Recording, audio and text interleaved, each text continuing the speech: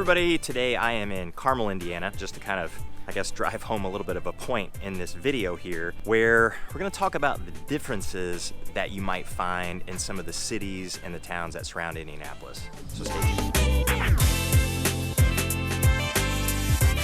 Hey everybody, I'm Jason Compton with the Compton Home Group. Welcome back to the channel.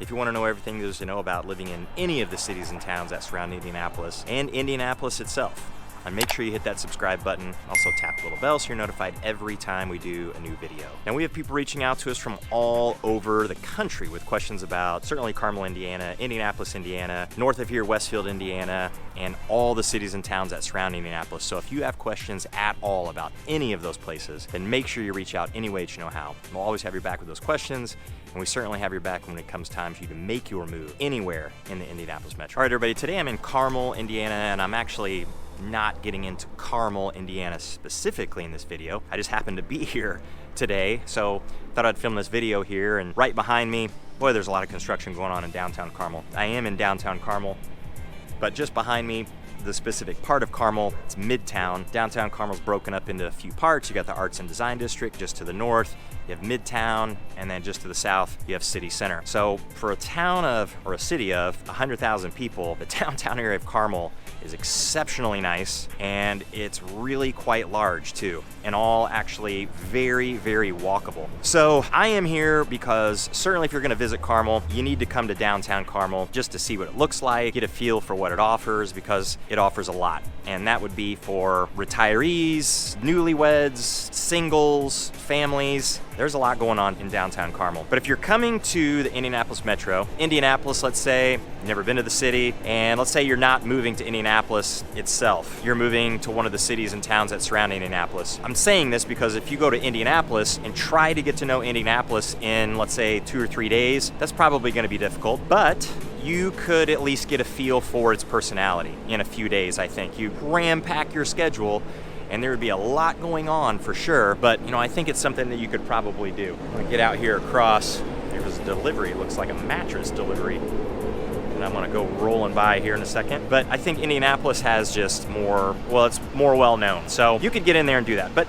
if you're trying to figure out what are the differences between all the cities and towns that surround Indianapolis, like what's the difference between Carmel and Fishers? What's the difference between Westfield and Carmel? What's the difference between Greenwood and Westfield? Places like that. So those are a little harder to decipher because how much information is really out there about any of these places? You know, you get a little bit surface information, but you know, you want to get into the depths of it, if this place is going to be a good fit for you or not. And it's hard to say if it's going to be a good fit for you or not. Just everybody differs so much in some of the things that they want. I'm actually going to cross over here just off the Monon Trail. The Monon Trail is right here behind me. I want to make sure I'm not going to get hit by a car on this little road. We live, of course, in the Midwest. This is middle America, and if you go from city to city or town to town, not bigger, more well-known like Indianapolis or let's say Chicago nearby or Cincinnati, St. Louis, they all have their things that people know them for. Indianapolis is in that mix, it's no different, so it's probably a little bit easier to get to know it. Of course, it's huge. If you wanted to get to know the city in a lot of detail, that's a lot more difficult because that's just a lot of ground to cover. But if you're coming into town, I want to get to know Carmel, and I want to know what the difference is between that and Westfield. I want to know what that difference is between any of the cities and towns. Well, what you have to do is get into some of the bigger things that those cities and towns offer. And sometimes it's not very big as far as population goes, number of people that go there, how famous it is or how infamous it is, or whatever you want to say, but they still have little locations that can help you develop the sense of the personality of that city or town. And so I actually have a list of places that I put together, and anybody visiting, if they want that list, they can certainly have it. It's not a fancy list, but all these bigger cities and towns that surround Indianapolis, that's what we focus on because, again, it's hard to get to know those places and find the differences. You know, in middle America and Midwest, you've got places that really kind of feel not exactly the same, but boy, there's a lot of similarities.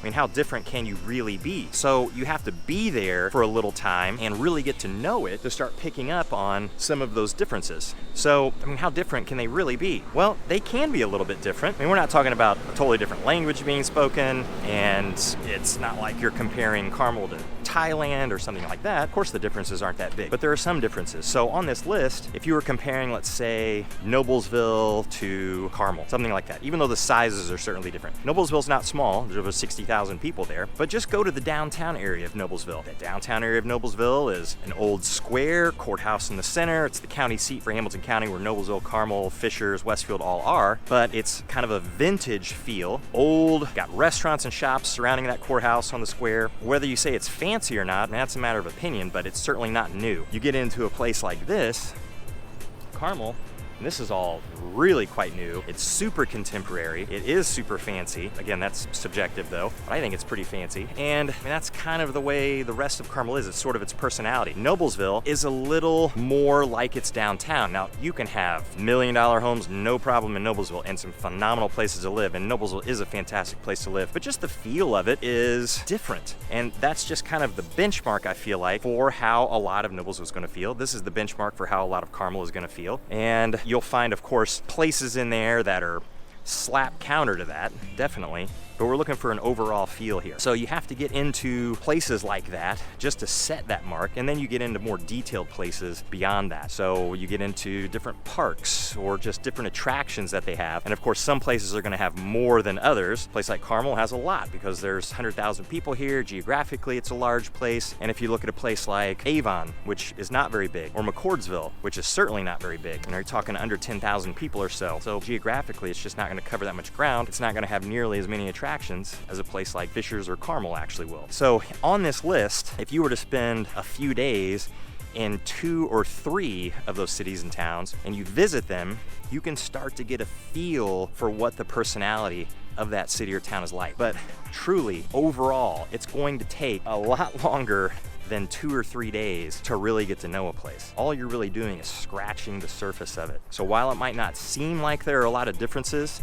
between some of these cities and towns, there are some differences. There really are. Now, I've been here since the 90s, so I can see a lot of these differences, and I'm out in neighborhoods, I'm out in places like this a lot throughout the year. And that's either shooting these videos or by myself or with clients. I am out in it because I want to get into more of those nuances and those differences that people have difficulty picking up. So if you are visiting the area and you want to know some of those differences, we can chat about it, but giving you this list, this simple list of places to go, it's kind of like an itinerary. You can just use it as an itinerary, places to visit, and as you're driving from place to place, you're of course going to see a lot just driving around of that city or town. Driving to all these different places in Carmel, it's gonna take some time, but on your way, you're gonna see kind of generally what Carmel looks like. You'll visit West Carmel, East Carmel, right here in the center of Carmel in the downtown area. You'll get a feel for how new some areas are and how old some areas are, how mature they are, how immature some of them are. So it's really a great way to explore and start picking up those differences